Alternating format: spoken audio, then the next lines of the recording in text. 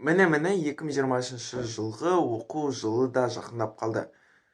Барлық адамдар, мейлі ата-аналар көп жағдайда, және де балалар да бар. Өзіне киім таңдап жүргендер де бар. Яғни қандай құрал жабдық алам, қандай киім алам, осы шаруалардың барлығы балалардың ойында және де ата-аналардың ойында жүр. Енді кішкене төменгі сыныптарда және де көбінесе ата-аналар шешетін сыныптардағы оқушылар үшін ең маңыздысы ол жерде құрал, қандай дәптер, қандай құрал жабдықтар алам деген сияқты. Ал взрослый өмірге келген балалар, уже взрослый жетістікке, взрослый өмірге қадам басқан адамдар, балалар үшін әрине ең маңыздысы бұл жерде құрал жабдық емес, мектеп формасы. Сондықтан да әрине құрал жабдық туралы видеолар болады, алдағы уақытта видео шығатын болады. Ал қазір біз мектеп формасы жайында айтатын боламыз. Сонымен достар, бұл видеода біз 2023 жылғы, 2024 жылғы мектеп формасына тоқталып өтетін боламыз, және де менің өзімнің мектеп формасы жайында ойымды балаларға, оқушыларға насихатымды айтқым келеді. Бұл болашақ мұғалімнің блогы, бұл болашақ мұғалімнің каналы. Ендеше каналға тіркеліп кетейік, лайк басып кетейік, комментария жазып кетейік. Кеттік, сонымен бастаймыз. Мектеп формасы қандай?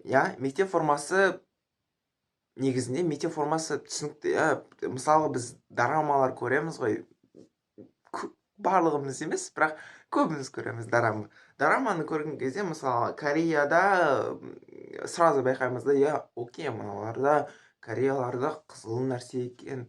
Немесе басқа бір киноларды көрген кезде, фильмдарды көрген кезде, окей, мыналардың мектеп формасы былай екен. Бізде, в принципе, Қазақстанда понятный нәрсе, ол синий, былайында айтқанда, қою көк түсті киім ғой бізде.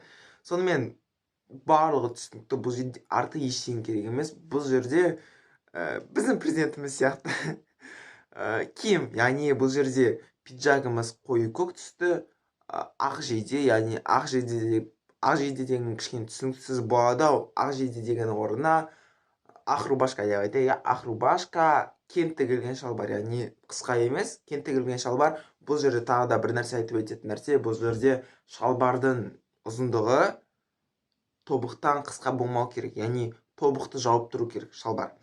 Кеттік. Келесі, күн суық кезде, мен қазір ұлдарға байланысты айтып тұрмын, күн суық кезде бұл жилетка, яғни костюмный жилеткасы болады ғой, арнайы тігілген костюмный жилеткасы болады. Немесе тоқыма жилеткалар болады, тоқылған жейделер, осылай безрукавкалар тоқылған әдемі. Маған өте қатты ұнайды ондайлар. Ақ водолазка түсінікті. Бұл күн суықты кезде, яғни бұл жерде қара водолазка емес, бұл жерде жалпылама мектеп формасы жайында, бұл жерде қара костюм емес, сұр костюм емес, жоқ, қою көк түсті костюм. Одан кейін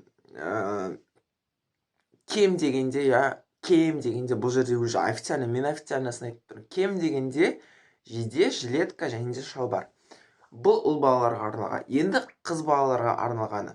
Қыздарға пиджак, классикалық ақ жейде, яғни классикалық ақ рубашка, белдемше дегенде юбка ол мынау тізеден алып, тізеден 5 сантиметр, яғни тізеден мынанда қысқа юбка дегенде тізеден төмен қарай, мінекей, тізеден 5 сантиметрден жоғары болмауы тиіс. Түсінікті деп ойлаймын, яғни тізеден жоғары болғанның өзінде 5 сантиметрден жоғары болмауы тиіс.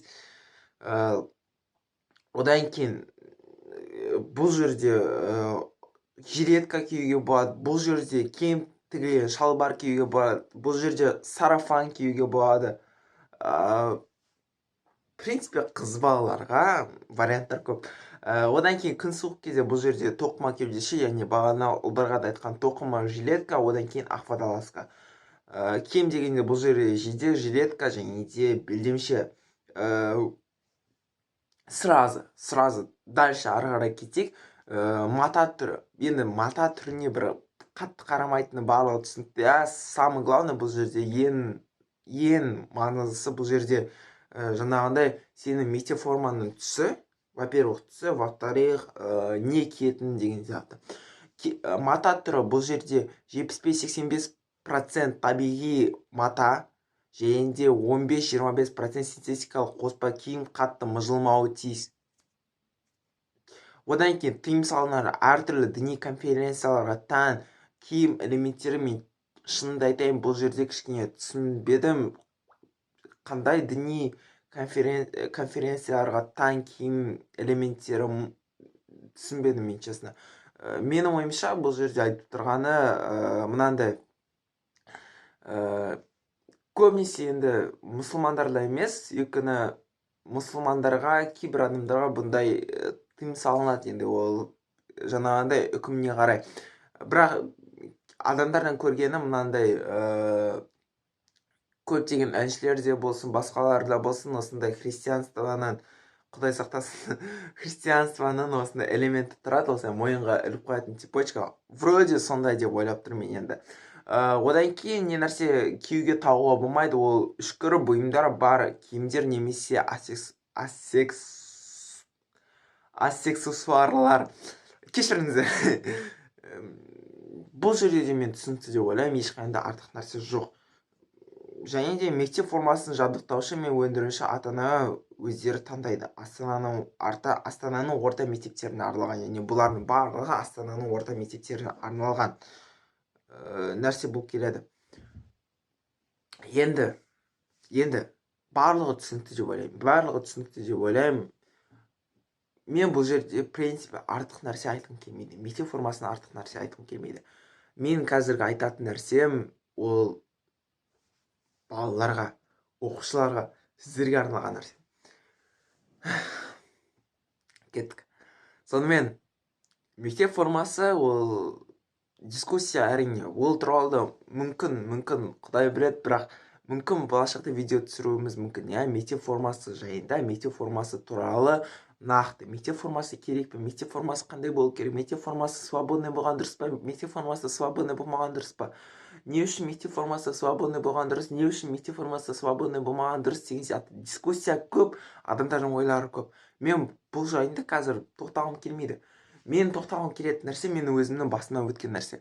Мен мектеп президенті болдым. Мен мектеп президенті болмай тұрып та, мектепте кезекшілікте парламент ретінде балалардың мектеп формасын тексеретінмін. Яғни просто не үшін мектеп формасын дұрыс кимеді, не үшін былай болмады. Адамдардың нәпсісі не бірдеңе айтып қойсын, все, олардан сені шешетін не, сен не менің ата-анамсың ба, сен не менің мұғалімсің ба, сен бұлайсың ба, сен бұлайсың ба. Және де айтайын, рубашканы сыртқа шығарып қойған, это вообще некрасиво. Ұлдар, пожалуйста, понимаете это? Рубашканы сыртқа шығарып қойған, бір қандай да мектеп формасын дұрыс кимей, мен прям өзімнің көзіммен қаншама бір бала болады. Мен нақты айтпаймын, басымда өте қаншама балалар болады. Сол балалардың арасында мынандай балалар болады, которые мектепке футболкамен келеді, футболка, трикомен келеді. И как бы бізді пытается алдауға, что бірінші сабақ вот дұрыс, хотя біз білеміз, хотя уже біз біліп алдық барлығын, что бірінші сабақ дене шынықтыру емес, бірінші сабақ бұлай емес деген сияқты. Бірінші сабақ дұрыс, ой менің рубашкам бұлай, ой менің шалбарым бұлай деген сияқты. Сендер жерге келдіңдер ма? Сендер бір какой-то помещениеға келдіңдер ма? Сол жердің заңын сақтаңдар. Сол жердің правиласын, заңын, тәртібін сақтаңдар. Қыз балағана, как бы қысқа юбка киген, это вообще маған ұнамайды. Бір какой-то балалар болады, который ұнайтын шығар, бірақ сразу айтайын, қыз бала. Саған приятно ма, когда ұл бала саған осылай животный көзбен қарап тұруға? Типа осылай ұят болса да айтайын, бірақ лестницадан көтеріліп бара жатқан кезде, лестница басқа да нәрселерден көтеріліп бара жатқан кезде осылай қарап тұруға. либо сенің артынан сол ұл бала мысалға айтуға, о ана қызды көрдің ба былай былай дейтін сияқты. Бұл вообще приятно ма? Не надо өз-өздеріңді алдауға, не надо біреуді алдау. Сендер, скорее всего, тоже ата-аналарыңды алдайтын шығарсыңдар. Сендер мұғалімдеріңді алдайсыңдар. Бұны мен білем. Ну, это понятная вещь. Сендер бізді алдайсыңдар, яғни мектеп парламенті бар ғой, мектеп парламентін алдайсыңдар. Сендер өз-өздеріңді алдайсыңдар, что мен былай дейтін сияқты. Өйткені сен біреуді алдау арқылы сен по-любому өз-өзіңе өтірік айтып тұрсың. Және сендер, скорее всего, ата-аналарыңа өтірік айтасыңдар. Өйткені ата-аналарың сендердің явно, мысалы, қыз балалардың сендердің, білмеймін, болатын шығар, иә, ата-аналар рұқсат беретін, бірақ көп жағдайда ата-аналарға жаңағындай өтірік айтатын шығарсыңдар, чтобы. Ну, ата-аналар сендердің, мысалы, қысқа киімдеріңді қаламайтын шығар. Ата-аналар сендердің жаман ұл балаларының, мысалға, жаман осылай рубашкамен жаман бір албыр-салбыр жүргенін қаламайтын шығар. Плюс мектеп формасынан бөлек осы жалпы үлгіні айттық қой, иә, мектеп формасы ол үлгі ғой. Үлгі жағынан, мысалы, шашын бояп алатын қыздар бар, который қызыл, жасыл, білем, самовыражение, мен вообще самовыражениеға қарсы емеспін, бірақ бұл жерде мектеп формасының нақты заңдары бар, және де сол нақты заңдарды сақтайықшы, өтініш. Шашын бояп келіп, өз-өзін көрсету, но при этом албыр-салбыр болу маған в принципе ұнамайды. И егер де дальше кететін болсақ, онда қазаққа ондай нәрсе тән емес. Сендерге ұнамайтын шығар, ұят болады, былай дейтін сияқты, бірақ тәлім тәрбиенің негізінде ол ұят болады дегеннің астарында өте үлкен мағына жатыр. Ол туралы да болашақта айтарымыз мүмкін. Алайда түсінуіміз керек, иә, егер де сен осы мектепке келдің ба, егер де сен қандай да бір жерге келдің ба, соның заңын сақта. Мектеп формасын бұзба, шашынды оқушыға тән ет, өзіңді оқушыға тән бол. Менің айтарым осы, келісесіздер ме, келіспейсіздер ме, бәрібір, бірақ өз-өздеріңізді алдап, біреуді алдап, не тот стереотиппен өмір сүрген дұрыс емес. Енді өздеріңіз шешесіздер. Ал ендеше көп рахмет.